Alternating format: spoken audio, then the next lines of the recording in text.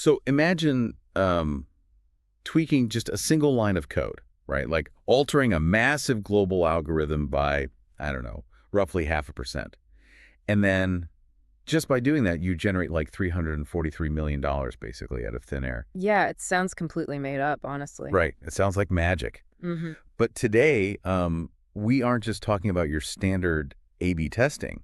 We're looking at this invisible million log per second operating system that, well, it literally dictates the physical movement of entire global cities. Exactly. And, for you listening, every time you open an app on your phone, whether you're like calling a car or ordering a meal or booking a room, you probably think you're just a user, right? You're just hitting a button. Yeah, I'm just getting a ride. Right. But the reality is that you are actually this active participant in a massive continuous behavioral laboratory. And it's a laboratory that's operating under basically the most extreme conditions you could possibly imagine. So for today's deep dive, the source material we're pulling from includes all these internal reference documents, um, architectural blueprints, and like highly detailed case studies from Uber's internal experimentation platform, Yeah, they call it XP for short. like XP, right? And we're looking at a system that was designed to process like over 1,000 concurrent experiments at the exact same time without the whole thing just completely collapsing. Which is pretty wild when you think about the scale. I mean, most companies just want to run, a simple test on a web page. Yeah, exactly. And so our mission today, right, is to basically deconstruct how a modern tech giant makes these decisions at scale. And more importantly, we're going to explore why standard, like textbook A/B testing, the kind of stuff that built the early internet, completely and spectacularly falls apart when you try to apply it to a physical marketplace. Yeah, because giving you a ride to the airport isn't just a logistics problem anymore. I mean, it requires the kind of mechanism design and like economic theory that literally wins Nobel Prizes. Okay, let's unpack this. Because to really get why a platform like Uber XP is so necessary, I feel like we have to look at the historical technical debt that came before it, Right. right? Oh, absolutely. I mean, if a small startup wants to test a new checkout flow, it's trivial. You just write a little bit of code. But Uber has what? Over 2,000 engineers globally? Yeah, a ton of people all touching the same code base. Right. And before XP, they relied on this legacy system called Morpheus. And honestly, it's like a textbook cautionary tale of what happens when rapid growth just completely outpaces your architectural discipline. Yeah, I was reading through the notes on Morpheus, and the lack of abstraction is what really like stood out to me. Yeah. They didn't have this clean layer separating the concept of an experiment from the actual, execution in the code. No, not at all. So engineers were literally hard coding the names of the experiments directly into the application logic itself. Like writing, if experiment name equals true, do X. Exactly. Which is, I mean, it's fundamentally dangerous at that kind of scale. Because over 7 years, as engineers come and go, people quit, new people join, they ended up accumulating over 50,000 stale, inactive experiments, just cluttering up the code base. 50,000. That is insane. Yeah, you had millions of lines of conditional logic testing features that had either been fully launched years ago or just completely abandoned. Wow, so you just have all this dead code sitting there doing nothing, but also kind of waiting to break things. Exactly. It creates these massive collision risks. So you'd end up with these crazy bucketing bugs where, say, a new 3070 split of users suddenly breaks entirely because some older nested piece of code buried deep in the app is quietly overriding your new experiment. Man, it's like the digital equivalent of, I don't know, building a skyscraper, leaving all the construction scaffolding inside the hallways, and then wondering why people keep tripping over it. That's actually a perfect analogy. You definitely need a centralized platform just to ensure that 2,000 engineers don't accidentally burn down their own marketplace. But, okay, the scale of the code base is just sort of the structural problem, right? The far more fascinating issue, and really the whole reason Uber had to rebuild their entire approach to data, is the statistical nightmare of testing in a physical environment. Right. Which brings us to the breakdown of SUTVA. Okay, SUTVA, the stable unit treatment value assumption. So we all know the basics of A/B testing in software, right? Like you give half the users version A, half get version B, and you just measure the difference in conversion. Right, the classic button color test. Yeah, exactly. That works perfectly when you're testing like the color of a buy button on an e-commerce site. Mhm. Because my experience with a red button doesn't physically prevent you from clicking a blue button on your computer. We're totally isolated. Exactly. Our experiences are independent, which perfectly satisfies SUTVA.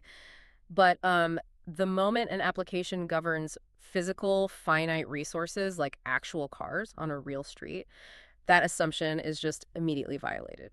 Because it's not unlimited anymore. Right. So let's look at this concept from the sources called the shared driver pool spillover. Okay, yeah. Because if I'm in the treatment group, right, and I get this shiny new matching algorithm that pairs me with a driver like 3 minutes faster than the old algorithm did, I haven't just magically improved my own personal experience. I have physically removed that specific car from the shared marketplace. Which directly impacts the control group. Right. If I'm standing on the exact same street corner as you, but I happen to be in the control group using the old algorithm, my wait time just artificially increased because you took the optimal driver that I probably would have gotten. So your control experience is literally polluted by my treatment experience. Exactly. And so when the data scientists look at the dashboard later, they see this massive divergence in the metrics. The new algorithm looks like a phenomenal success, and the old algorithm looks terrible. But it's an illusion. Like, the new algorithm didn't necessarily create any new actual efficiency in the system. It just cannibalized the control group to make itself look good. Yeah, that's exactly it. It makes me think of, like, trying to test a super high-powered air conditioning unit in the master bedroom of a house, right? But you leave the guest bedroom, which is your control group, running a standard older unit. Okay, yeah. And if you leave the bedroom doors open, all that freezing cold air from the master bedroom is just going to spill out into the hallway and cool down the guest bedroom too. So when you take the thermometers later, your baseline is totally ruined. The treatment bled right into the control. I love that analogy because it perfectly captures the cross-contamination. But the thing is, in a two-sided marketplace, that cold air isn't just spilling out one door. It spills over in multiple directions simultaneously. Wait, what do you mean? Well, there's also the shared trip pool and price spillover. So suppose an experiment triggers an optimized surge pricing model in a specific treatment zone of the city. Okay. Drivers are rational economic actors, right? They see a bright red heat map on their phone indicating higher earnings in that specific zone, so they literally physically drive their cars toward it. Oh, man. Meaning they are driving away from the control zones. Precisely. You literally starve the control area of its supply. And then this artificial shortage might automatically trigger surge pricing in the control area too, not because of organic rider demand like it's supposed to, but purely because your experiment in the neighboring zone just vacuumed up all the available cars. Wow. So the baseline metrics for the control group are now hopelessly biased. I mean, you really just cannot trust a standard user-level A/B test in this environment at all. You really can't. And the source documents outline that the problem isn't even just spatial interference, it's also temporal. Like there's a massive breakdown in the underlying statistical math just due to how humans naturally interact with the platform. Oh, like the correlated sessions thing. Yeah. Yeah, let's talk about that. Because if I take an Uber to work on a Tuesday morning, I am highly, highly likely to take one home on a Tuesday evening. Like those are not two independent random events. Right, they are heavily autocorrelated. But traditional statistical tests, like your standard t-test or a chi-squared test, they inherently assume that every single observation you log is an independent draw from a distribution. Which they aren't. Exactly. If you treat a user's morning commute and their evening commute as totally independent events, you're just violating the core mathematical assumptions of the test. And the sources note that running a naive statistical test on this kind of highly correlated marketplace data yields a false positive rate of roughly 30%. 30%, that's huge. It is. You are essentially just hallucinating statistical significance out of people's boring daily routines. And then on top of that, you add the human element of peaking, right? Yeah. Which spikes that false positive rate even higher. And I actually want to spend some time on this because it really highlights the friction between, like, slow academic statistics and fast-paced corporate culture. Oh, the peaking problem is classic. Right, because a standard t-test assumes a fixed horizon. You decide up front, okay, I need 10,000 users for this test. You run it, and you absolutely do not look at the results until you hit user number 10,000. Because if you continuously monitor the data while the test is running, you fall victim to random walk fluctuations. Exactly. But product managers are anxious. You know, they have this shiny live dashboard, and they are checking the metrics on day 1, day 2, day 3. And data just fluctuates wildly in the short term. Oh, constantly. So if you have an A/B test where the two variations are actually identical in performance-like, no difference at all. The line on the graph is still going to randomly bounce up and down around the 0 mark for a while. And basic probability dictates that if you watch that bouncing line long enough, it will eventually, purely by random chance, cross the threshold of statistical significance. Right. And if your corporate culture allows a product manager to just hit the stop button and declare victory the moment that line crosses into the green, you aren't doing science anymore. You are literally just capitalizing on noise. It's so dangerous. Continuous monitoring without the proper mathematical safeguards pushes the false positive rate up to like 50%. You are literally flipping a coin and pretending it's a data-driven strategy. That is wild. Okay, so we have this environment where spatial constraints completely ruin the isolation, human habits ruin the independence of the data, and corporate impatience ruins the continuous monitoring math. Yeah, it's a bit of a mess. So how do you build a system that actually survives all of that? And I guess this brings us to the architecture of Uber XP. Because they didn't just patch up that old Morpheus system, right?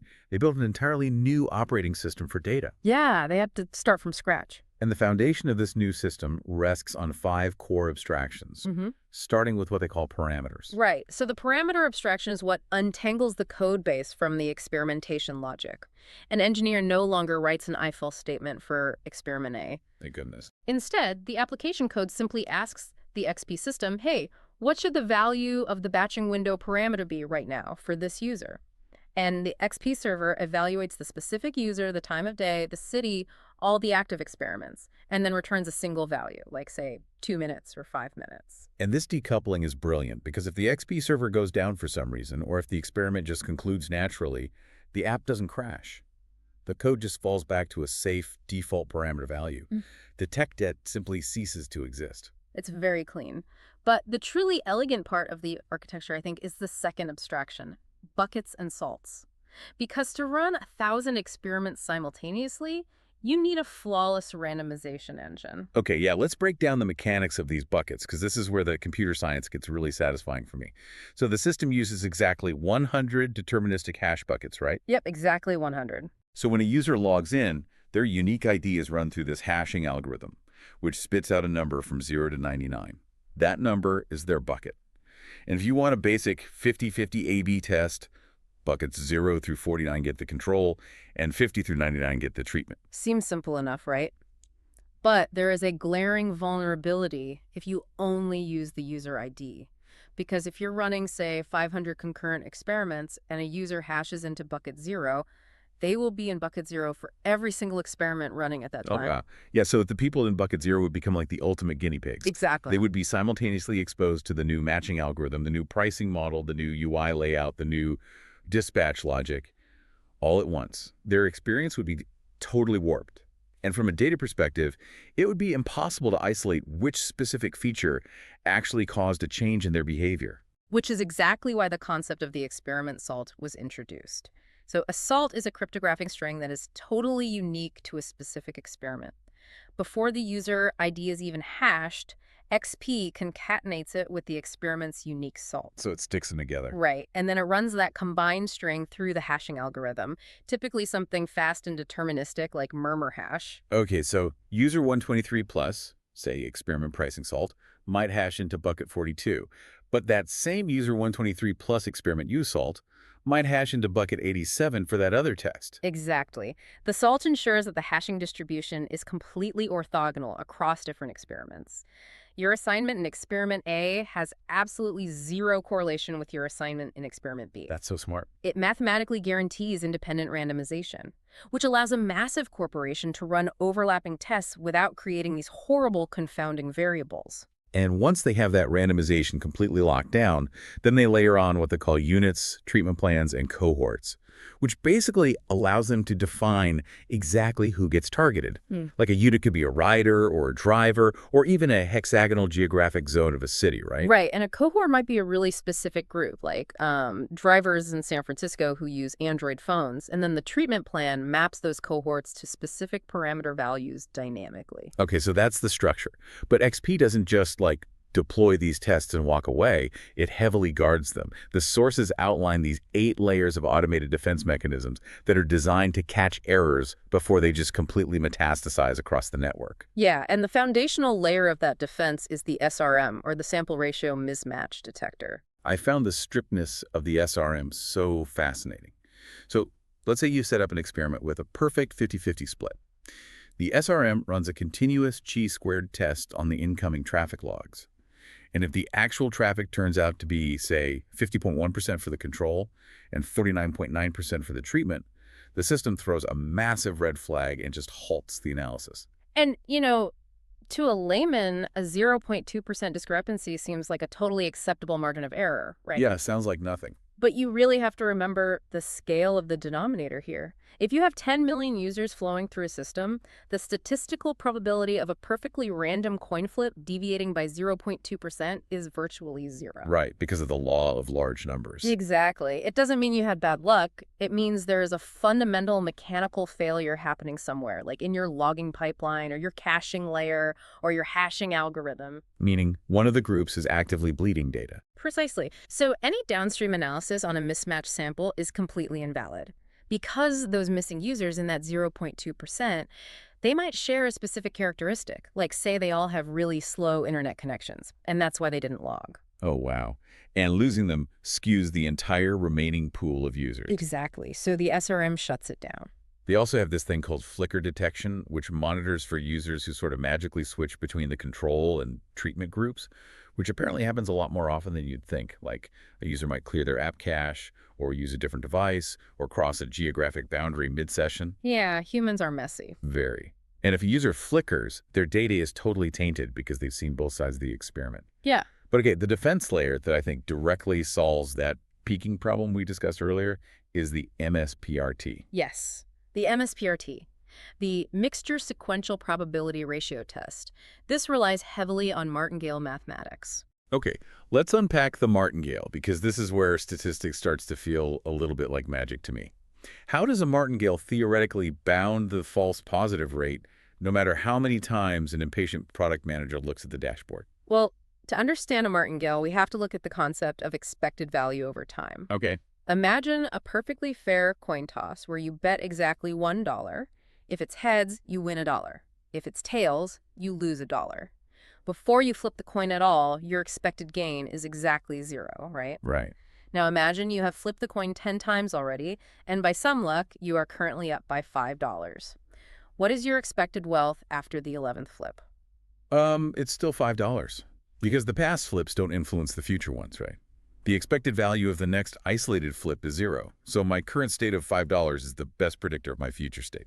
That is the defining property of a martingale. It's a sequence of random variables where the conditional expectation of the next observation, given all the past observations, is always equal to the present observation. Okay, I follow.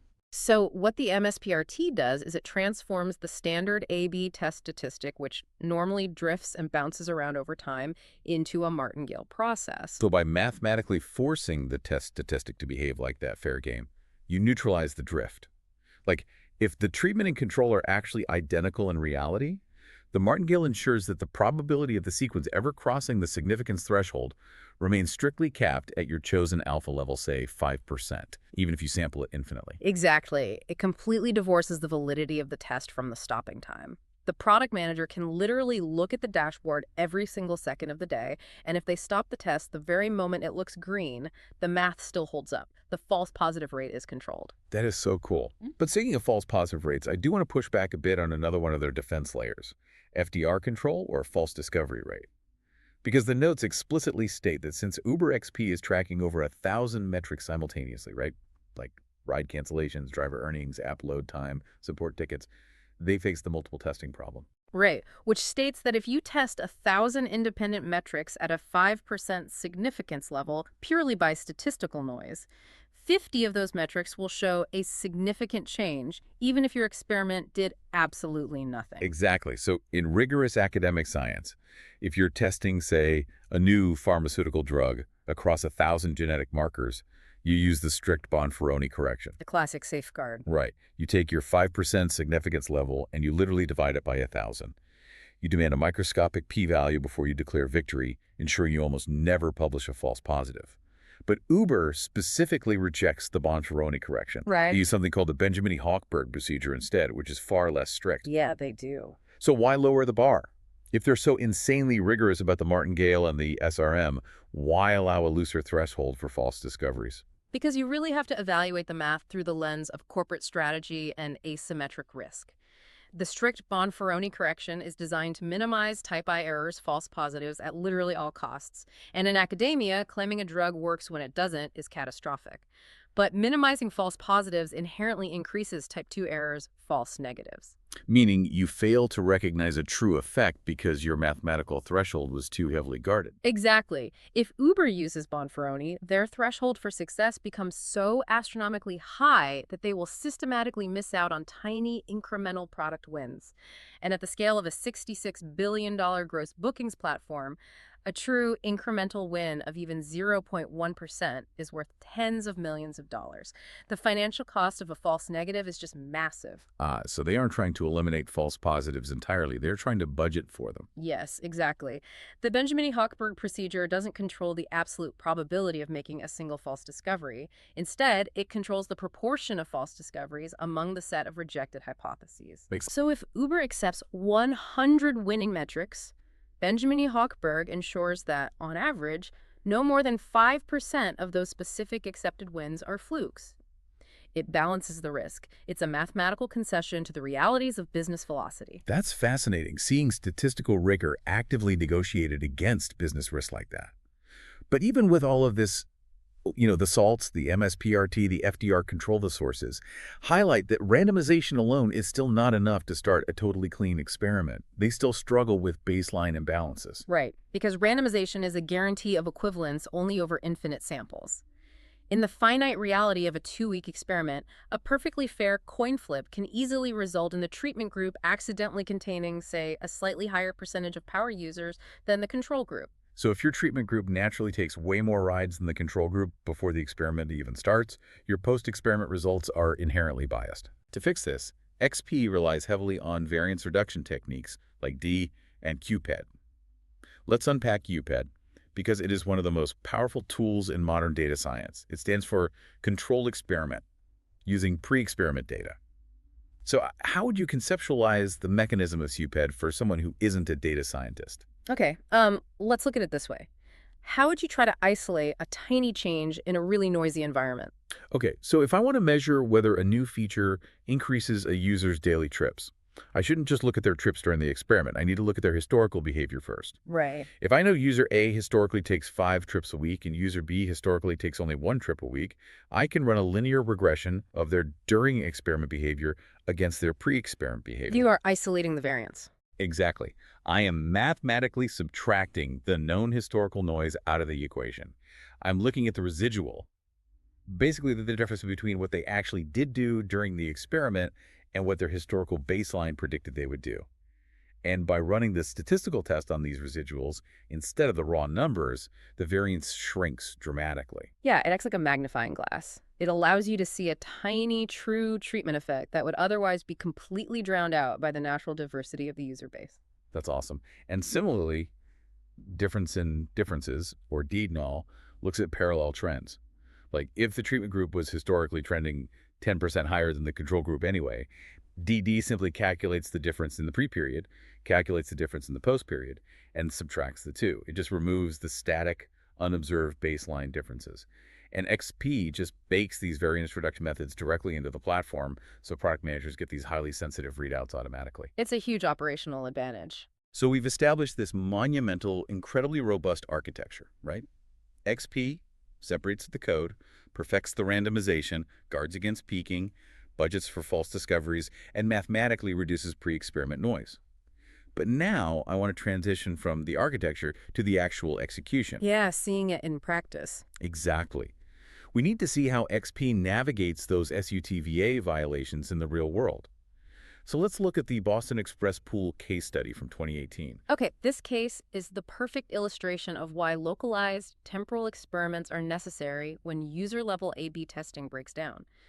So the product in question was Express Pool, which was that highly discounted tier where riders agreed to walk a few blocks to a centralized pickup spot, and then multiple riders would share a single vehicle. Right, and the core mechanism of Express Pool is what they call the delayed batching matching window, because in a standard Uber request, the system immediately looks for the closest available driver. But in a pooled system, Immediate dispatch is wildly inefficient. Right, because you need multiple people. Exactly. The system needs to accumulate a batch of requests over a set period of time, the batching window, so the algorithm can look at the entire board, calculate overlapping routes, and pair the most compatible riders into the same car. So it's a classic operations research optimization problem. Latency versus match quality. Perfectly stated. At the time, the production default in Boston was a 2-minute window. You request a ride, and you just stare at a spinning wheel on your screen for exactly 2 minutes while the algorithm plays matchmaker. The hypothesis they wanted to test was straightforward. What if we increase that wait time to 5 minutes? And mathematically, the theoretical upside of a 5-minute window is massive. By holding requests longer, the pool of available riders and drivers grows exponentially in that moment. The algorithm has far more combinatorial puzzle pieces to work with. So the match quality skyrockets. Yes. The routing becomes significantly more direct, driver utilization hits maximum efficiency, and the underlying cost per trip basically plummets. From a purely mathematical operations standpoint, a 5-minute batch is vastly superior to a 2-minute batch. But the mathematical model doesn't account for the psychological friction of the user, because humans hate waiting. Oh, we despise it. Staring at an unresponsive spinning wheel for 5 minutes while standing on a cold street corner in Boston feels like an absolute eternity. So the risk was severe. If the latency is too high, rider cancellation rates will soar. People will just close the app, walk to the subway, or call a competitor. So the fundamental question is whether the massive efficiency gains of the 5-minute match outstrip the financial losses of the increased cancellations. And as we established with SUTVA, you absolutely cannot run a user-level test here.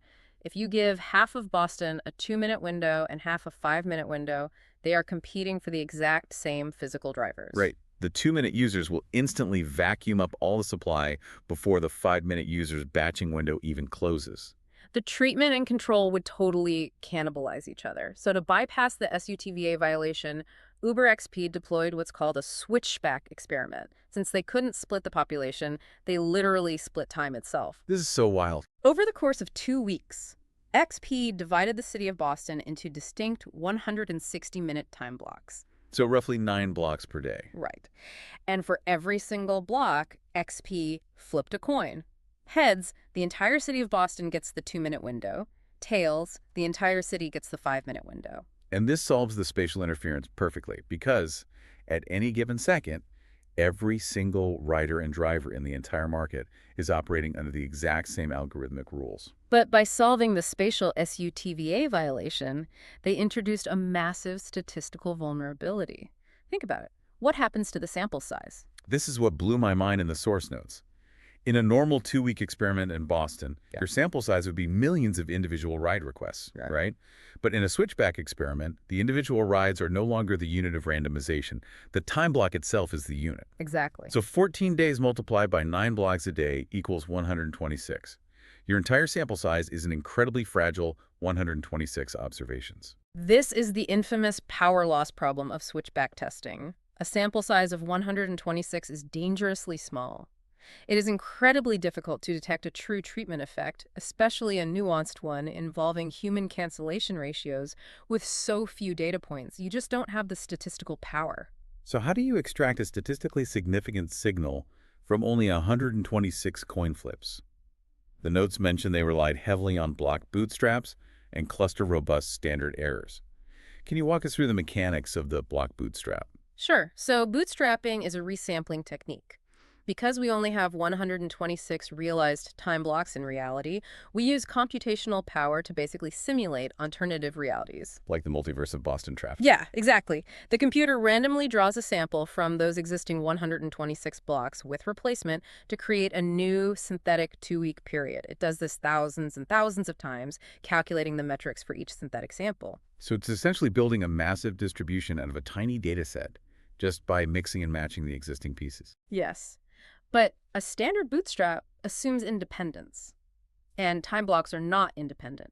The demand at 2.0 p.m. is obviously correlated with the demand at 4.0 p.m. Right. If you just scramble individual blocks randomly, you destroy the natural time series autocorrelation of the city.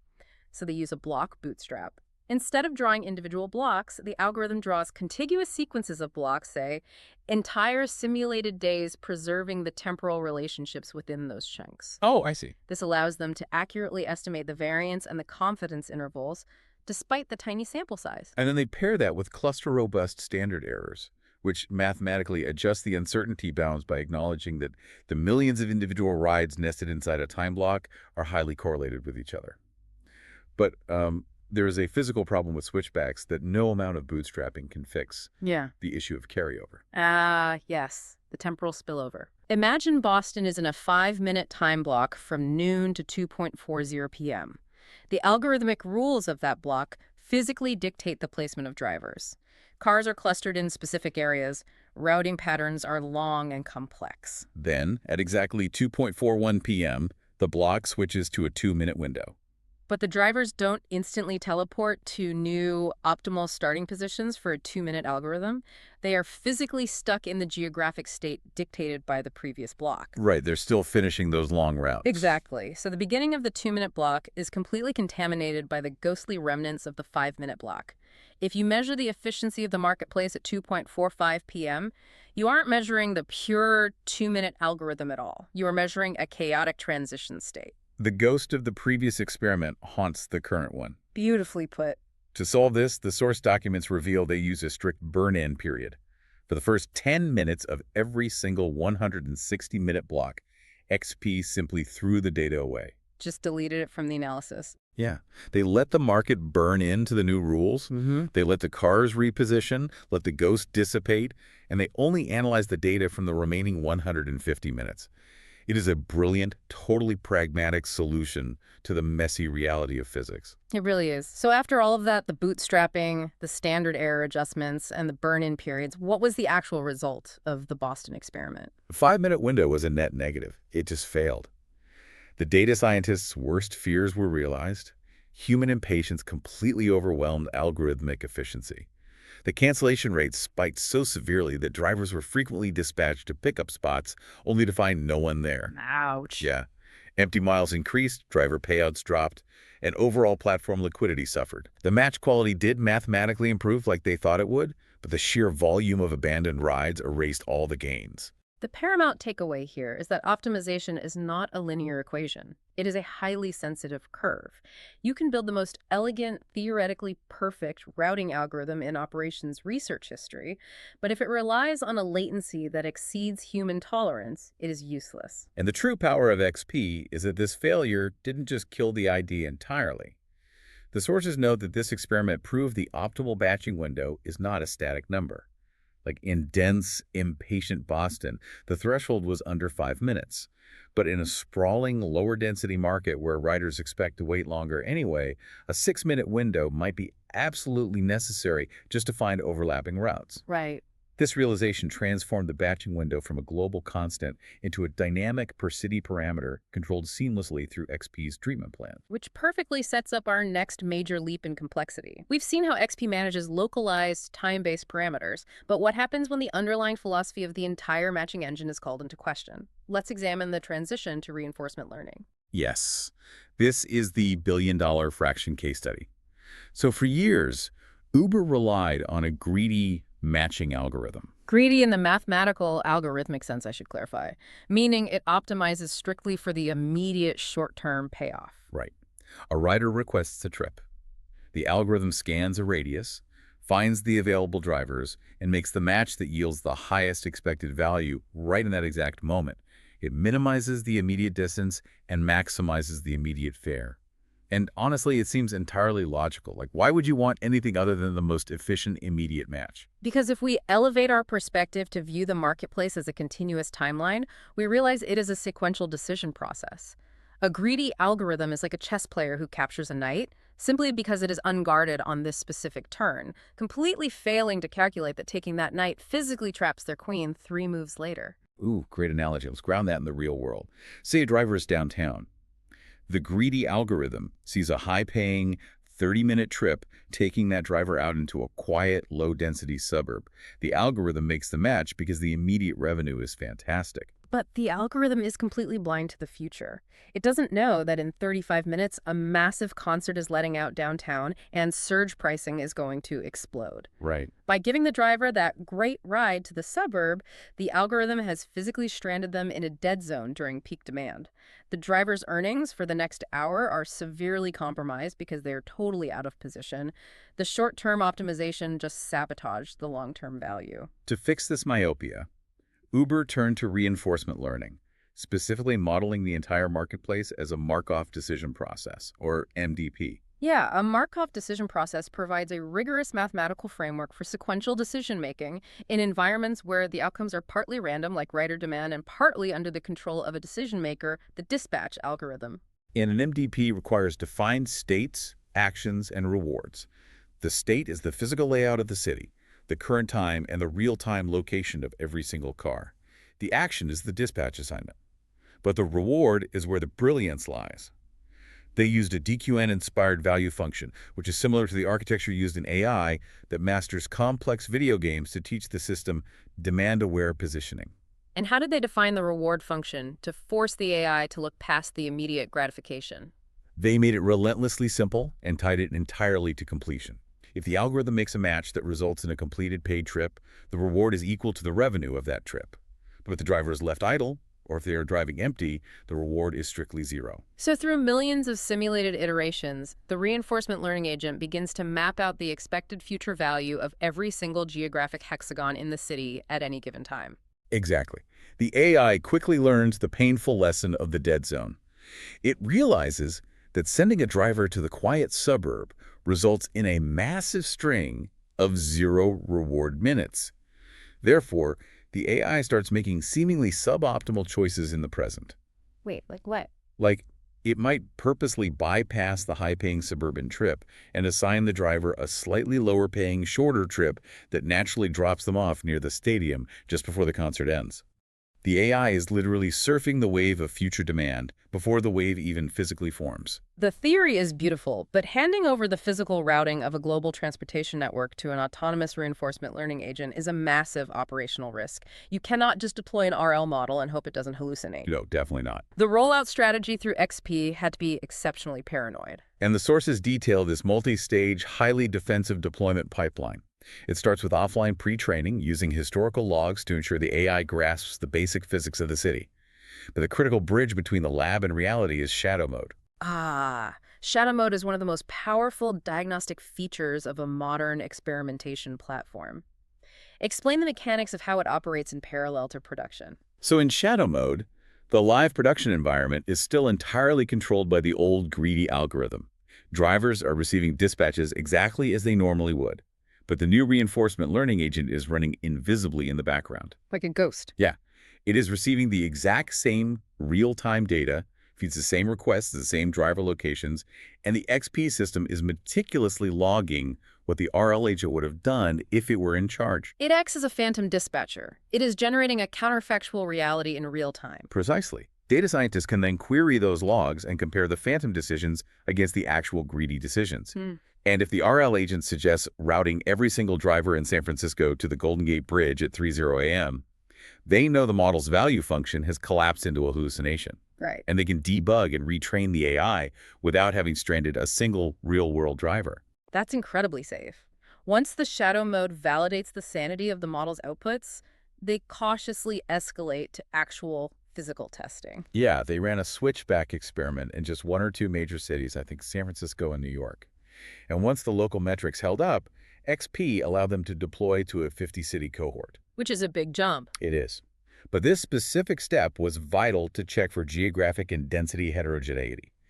They needed to ensure the AI hadn't just memorized the traffic patterns of Manhattan, but could fundamentally generalize to the sparse, sprawling demand of a rural market. Finally, after clearing every hurdle, they deployed it globally to over 400 cities. This is considered one of the largest production deployments of reinforcement learning in the history of the ride-sharing industry. And what were the final globally stabilized metrics? This is where you have to understand the law of large numbers. Yeah. The final results were a plus 0.52% increase in driver earnings and a negative 2.2% drop in rider cancellations. When you hear 0.5%, it's easy to be underwhelmed. It sounds like a rounding error. Which is exactly what I thought when I first read the documents. I thought they built a Markov decision process, deployed a global shadow mode, and ran a 50-city switchback. All for 0.5%. Why is everyone cheering? Right. But then you look at the denominator. Uber's global gross bookings, their GMV, is roughly $66 billion a year. A 0.52% efficiency gain across a $66 billion marketplace equates to $343 million a year in incremental earnings for the drivers. It is the recapture of pure structural waste. By dynamically positioning the supply to intercept future demand, the system radically reduces empty miles driven and idle time.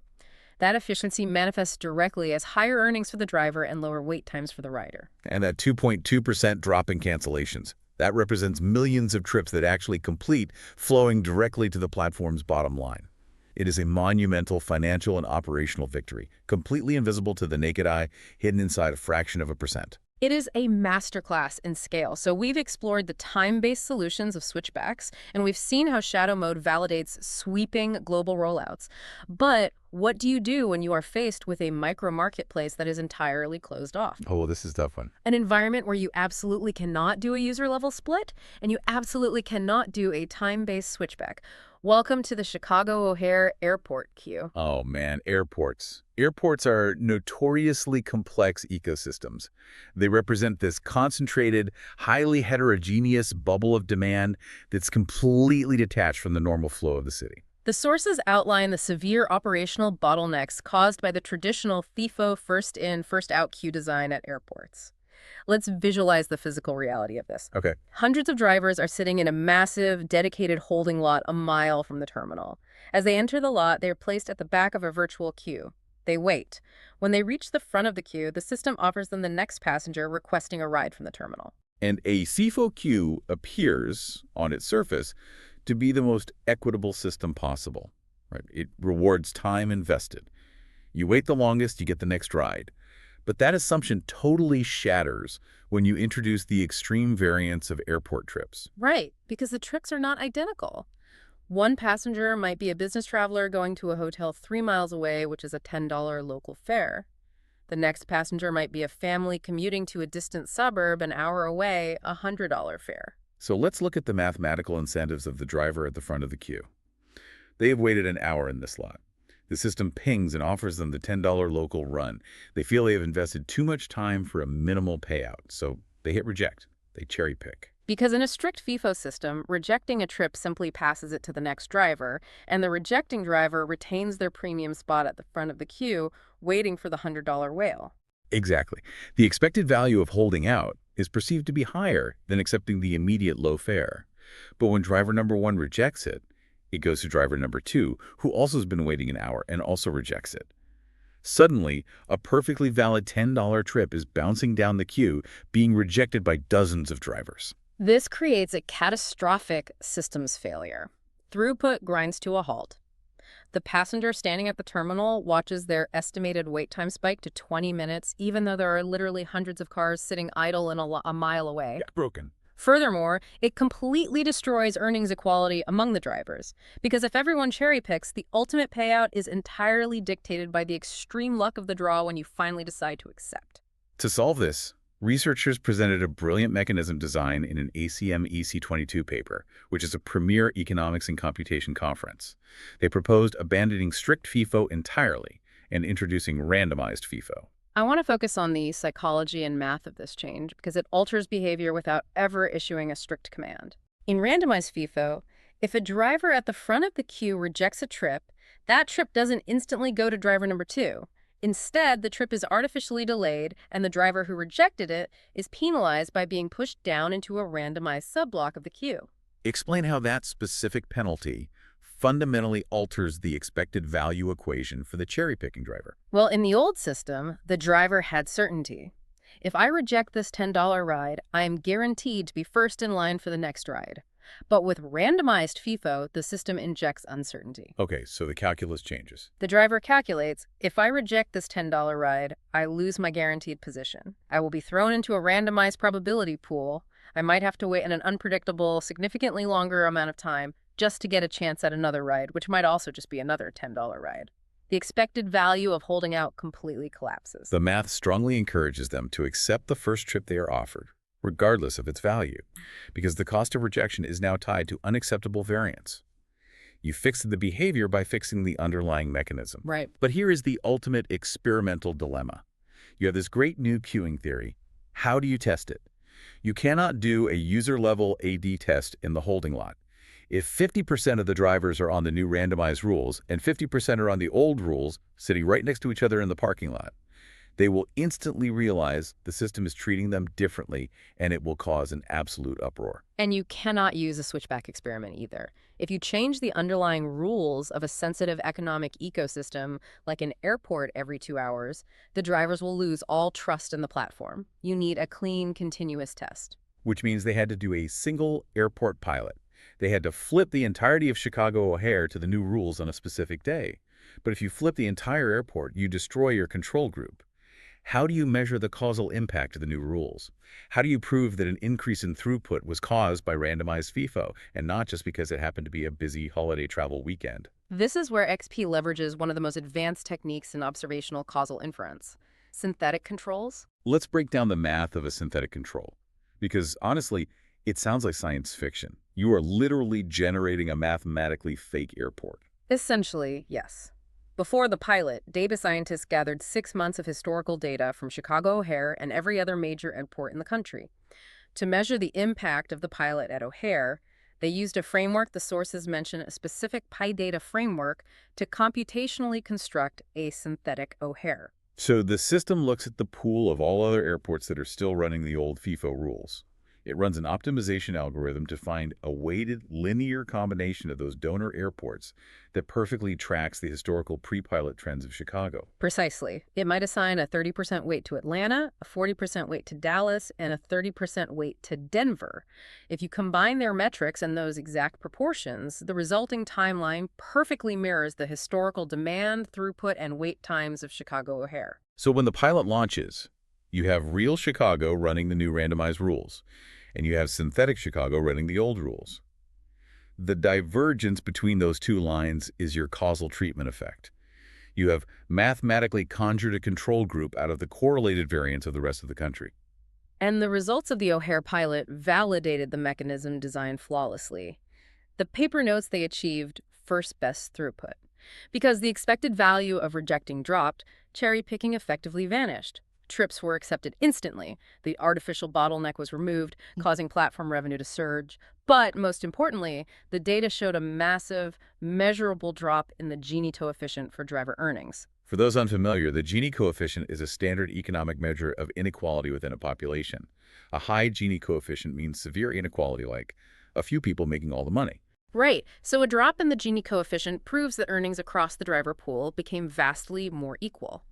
By removing the incentive to gamble, the extreme variance in payouts was flattened. It was a massive win for fairness and systemic stability, achieved entirely by injecting a calculated dose of randomness into a queue.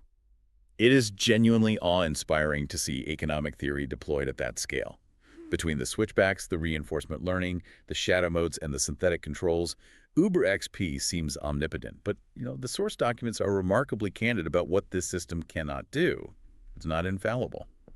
I want to spend our final segment discussing the limits of XP, starting with a fascinating scenario involving double-sided spillovers, the cash payment display experiment. Oh, this case is a stark reminder that complex human behavior will almost always find a way to outsmart perfectly designed statistical isolation. The premise is simple. In certain international markets, riders are allowed to pay for their trips in physical cash. However, cash trips are highly polarizing among drivers. Many dislike them because they require carrying change, they pose a perceived security risk, or they just slow down the drop-off process. Which is totally understandable. So Uber wanted to test a transparency feature. What if we clearly display a cash trip badge on the dispatch screen before the driver decides to accept or reject the ride? The hypothesis is purely behavioral. Does surfacing the payment method up front alter the driver's acceptance rate? Now, a naive researcher might say, just run a standard A/B test. It's an app UI change. Treatment drivers see the badge. Control drivers don't see the badge. SUKVA is fine because my screen doesn't affect your screen. But the source notes detail how this triggers a catastrophic cascading spillover. Walk us through the mechanism of how the treatment actively poisons the control group. Imagine a treatment driver receives a dispatch request for a cash trip. They see the badge. Because they dislike cash, they use this new information to instantly reject the trip. But the trip doesn't just disappear. The writer is still waiting. So the matching algorithm immediately routes that rejected cash trip to the next closest available driver. And statistically, there is a 50% chance that the next available driver is in the control group. The control driver receives the request, but they do not see the cash badge. Lacking that information, they accept the trip at their normal baseline rate. Okay, now fast forward a few hours.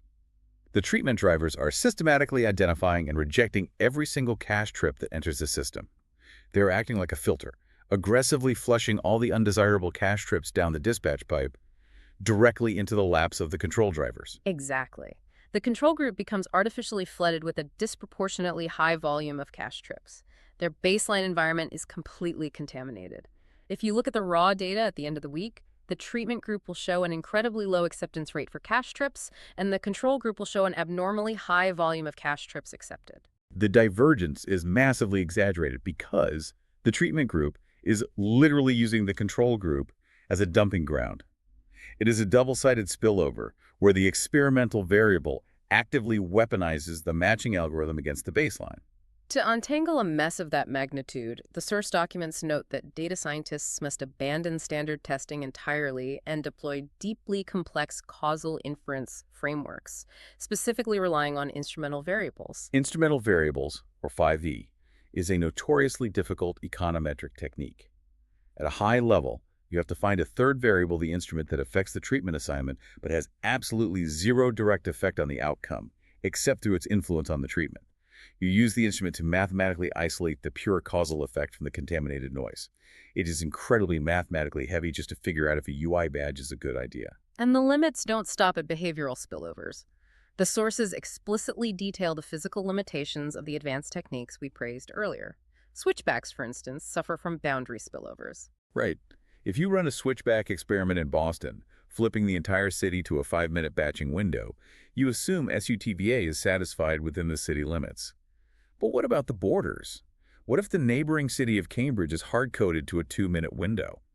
Drivers near the border will physically cross the city lines to hunt for the more favorable algorithm. Your geographical isolation bleeds at the edges. Synthetic controls are equally fragile. They rely entirely on historical correlation. A synthetic blend of Dallas and Denver might perfectly track Chicago's airport traffic for 6 months. But if an unpredictable external shock occurs, say, a massive localized blizzard shuts down Chicago but misses Dallas and Denver, the historical correlation shatters. The synthetic control instantly detaches from reality and your experiment is ruined. The notes also mention the persistent threat of novelty effects. This is a psychological limit. Often, when you introduce a new feature or redesigned layout, a new menu engagement spikes simply because it is shiny and new. The metrics look like a massive win. But fast forward 3 months, the novelty wears off, user fatigue sets in, and the metrics crash right back to the historical baseline. A fast-paced experimentation platform struggles to differentiate between a true, durable product improvement and a short-term dopamine hit without running the experiment for an impractically long time. Which feeds directly into the delayed feedback problem. If you are testing a feature designed to improve 30-day user retention, the absolute fastest you can get a valid result is 30 days. But in the tech industry, waiting a month to make a product decision is an eternity. So teams use short-term proxies. They measure day-one engagement and try to extrapolate 30-day retention. But proxies are essentially educated guesses, which reintroduces human error back into the mathematically rigorous system. So let me push back on this entire ecosystem. We have spent an hour marveling at XP, but we have also established that continuous monitoring naturally produces a 50% false positive rate. Correlated sessions produce a 30% false positive rate. Spillovers contaminate the control. Synthetic controls drift. Bootstrapping has power loss. And teams are relying on proxies anyway. With all of these inherent flaws, are we over-relying on A/B testing? Has the tech industry built a multi-billion-dollar altar to a mathematical god that is constantly hallucinating? That is the philosophical core of this entire analysis. The value of Uber XP is not that it provides absolute, infallible truth. Its value is that it enforces discipline. It transformed decision-making from product managers arguing over intuition in a boardroom into a rigorous, observable, and debatable scientific process. It forces teams to define their hypotheses, acknowledge the statistical bounds of their confidence, and mathematically budget for their errors. It is a highly advanced tool to mitigate risk, not a crystal ball. Let's synthesize the journey we've taken today. We started by mapping the massive technical debt of Morpheus and the sheer scale of an invisible laboratory processing 1 million logs a second. We unpacked why SUTVA, the stable unit treatment value assumption, makes standard A/B testing impossible in a physical marketplace, forcing the creation of XP. We explored the architecture, the decoupling of parameters, the cryptographic salts ensuring independent randomization, and the elegant martingale math of the MSPRT bounding the impatience of human monitors. We saw these tools deployed in the real world. The Boston Express pool case revealed the power loss of switchbacks and the critical realization that algorithmic optimization is ultimately capped by human patience. We saw a reinforcement learning agent unlock hundreds of millions of dollars of hidden efficiency by treating the city as a sequential Markov process, validated entirely through shadow mode. And we learned how to untangle an airport queue by simulating reality, constructing synthetic baselines, and injecting randomness to flatten the Gini coefficient. It is a truly staggering intersection of software engineering, behavioral economics, and advanced statistics. For you listening, the next time you use any marketplace app, I want you to remember the sheer depth of the hidden mechanics we unpacked today. Remember the sequential decisions being calculated milliseconds before your screen even loads. Remember the fractional percentages being ruthlessly optimized to balance supply and demand. And remember the shadow algorithms and phantom dispatchers running silently in the background, constantly testing counterfactual realities just to ensure the digital ecosystem doesn't collapse under its own complexity. You are never just a user. You are an essential variable in a continuous loop of marketplace equilibrium. Which brings me to a final thought I want to leave you with. The source documents note that perhaps the most dangerous limitation of a system as powerful as XP isn't mathematical. It is cultural. A company can become so deeply obsessed with A/B testing that it paralyzes intuition. We now live in a world where we have the tools to measure the exact financial impact of delaying a ride by exactly 3 minutes, or the precise mathematical variance of an airport queue. But at what point does data optimization become a crutch? At what point does the institutional demand for perfect, statistically significant proof stop us from taking the bold, entirely untestable leaps of innovation that actually move the world forward? When you have the ability to measure everything, you run the very real risk of only building what is measurable. Exactly. Thank you for joining us in the Invisible Laboratory today. Keep questioning the interface.